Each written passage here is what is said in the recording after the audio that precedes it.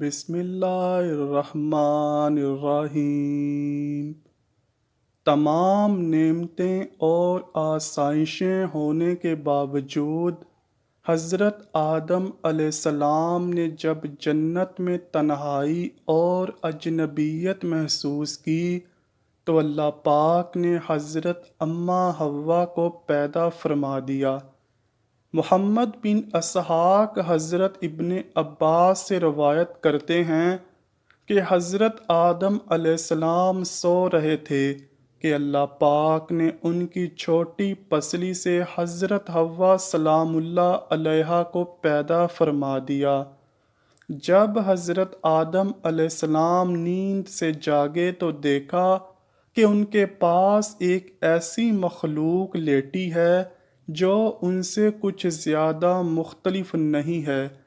تفسیر ساوی صفحہ نمبر 5 اور شرح الرزاقی جلد نمبر 1 صفحہ نمبر 101 پر لکھا ہے کہ جب حضرت آدم علیہ السلام نے اپنے ہی جیسی خوبصورت مخلوق کو اپنے پاس لیٹے دیکھا تو ان کی طرف دست مبارک بڑھانے کا ارادہ فرمایا، تو فرشتوں نے عرض کی ٹھہر جائیں، پہلے ان کا مہر ادا کریں۔ آپ علیہ السلام نے فرمایا ان کا مہر کیا ہے؟ فرشتوں نے عرض کی ان کا مہر یہ ہے کہ آپ ہمارے سردار محمد مصطفیٰ صلی اللہ علیہ وآلہ وسلم پر 10 مرتبہ درود پاک پڑھیں۔ چنانچہ آپ علیہ السلام نے درود شریف پڑھا اور فرشتوں کی گواہی سے آپ علیہ السلام کا حضرت بی بی حوا سلام اللہ علیہا سے نکاح ہو گیا۔ روایت میں ہے کہ حضرت آدم علیہ السلام اور حوا 60 سال تک جنت میں رہے، لیکن ان کو حق زوجیت ادا کرنے کا حکم نہ تھا اور نہ ہی بچے پیدا کرنے کا۔ حضرت آدم علیہ السلام اور حضرت حوا بڑے آرام و سکون سے جنت میں رہنے لگے۔ اس عرصے میں دونوں پر جنت کے کسی بھی حصے میں جانے پر پابندی نہ تھی سوائے شجر ممنوعہ کے۔ شیطان اب ان دونوں کا کھلا دشمن تھا اور اپنی سزا کا بدلہ لینے کے لیے بے قرار بھی۔ اس کی شدید خواہش تھی کہ یہ اللہ کے حکم کی خلاف ورزی کریں۔ پھر شیطان نے ان دونوں کے دلوں میں وسوسہ ڈالا تاکہ ان کی شرمگاہیں جو ایک دوسرے سے پوشیدہ تھیں بے پردہ ہو جائیں۔ حضرت آدم علیہ السلام اور حضرت حوا کے لباسوں کے متعلق یہاں پر 2 طرح کی روایات ہیں۔ ایک روایت تو یہ ملتی ہے کہ جنت میں ان دونوں کا لباس بھی جنتی تھا، جس میں ان دونوں کے سروں پر تاج بھی تھا، جبکہ دوسری روایت کے مطابق ان کے جسم پر جنتی درختوں کے پتے تھے جن سے ان کے سطر ایک دوسرے سے پوشیدہ تھے۔ اب شیطان روز ان کے دلوں میں وسوسے ڈالتا اور ایک دن کہنے لگا، تمہارے رب نے تم دونوں کو اس درخت کے پاس جانے سے اس لیے منع فرمایا کہ کہیں یہ پھل کھا کر تم دونوں فرشتے نہ ہو جاؤ یا کہیں ہمیشہ زندہ رہنے والوں میں سے نہ ہو جاؤ۔ شیطان کی شیطانی اور بہکاوے والی باتیں سن کر حضرت حوا سوچنے پر مجبور ہو گئیں۔ آخر کار شیطان کی مسلسل کوششیں اور سازشیں رنگ لے ہی آئیں۔ اس نے حضرت حوا کو پھل کھانے پہ راضی کر لیا۔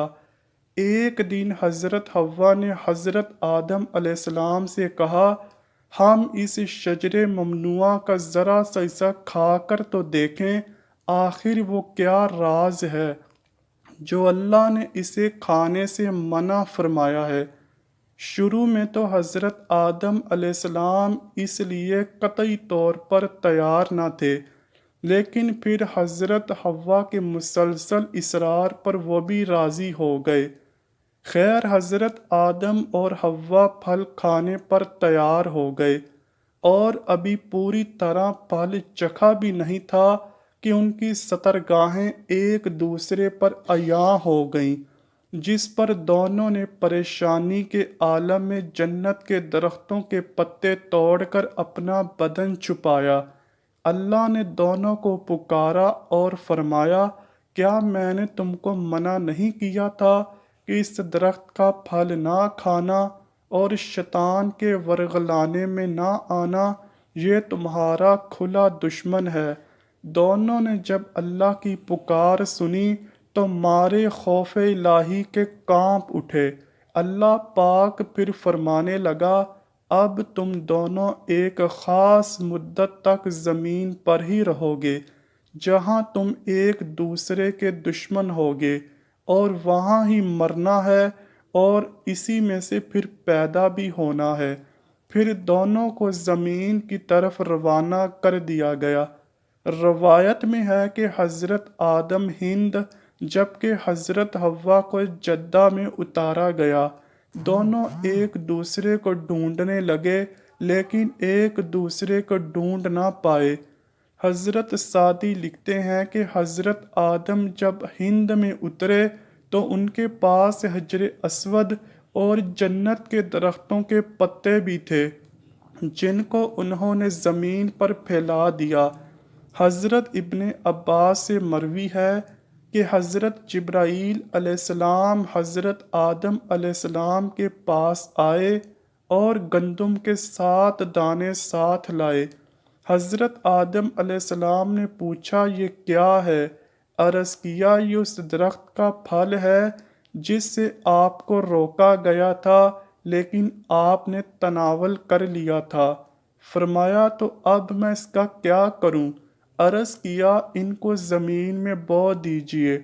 حضرت آدم علیہ السلام ایک طویل عرصے تک اللہ کی بارگاہ میں روتے رہے۔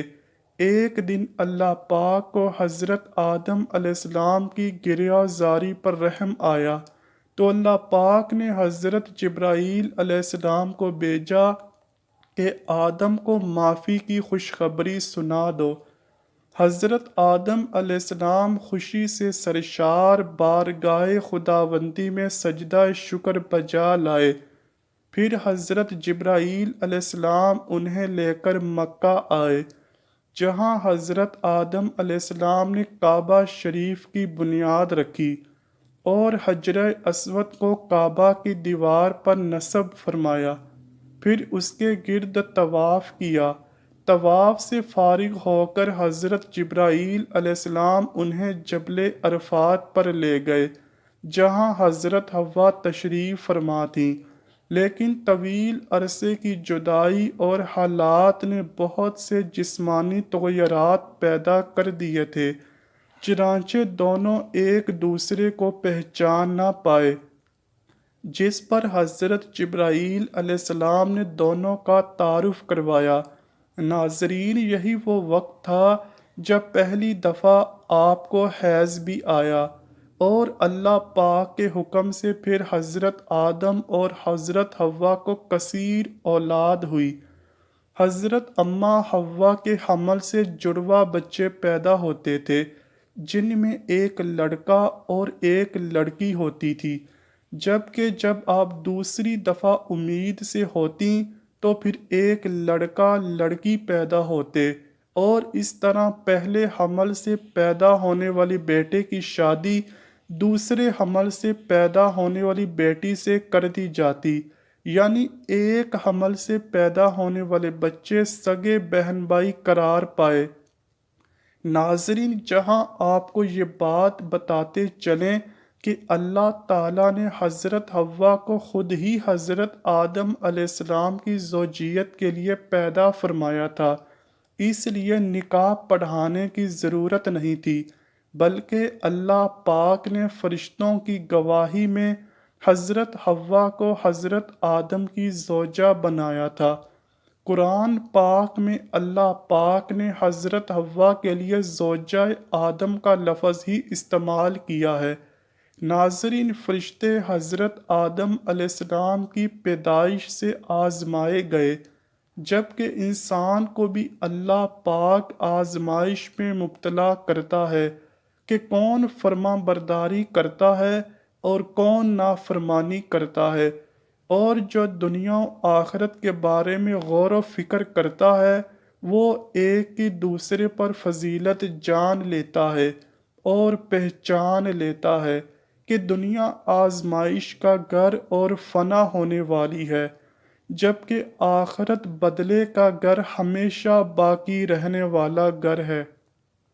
لہٰذا دوستو، ہمیں چاہیے کہ ہم ان لوگوں میں سے ہو جائیں جو دنیا کی ضرورت کو آخرت کی ضرورت پر وار دیتے ہیں، اور بے شک نیکی کی توفیق اللہ پاک کی طرف سے ہی ملتی ہے۔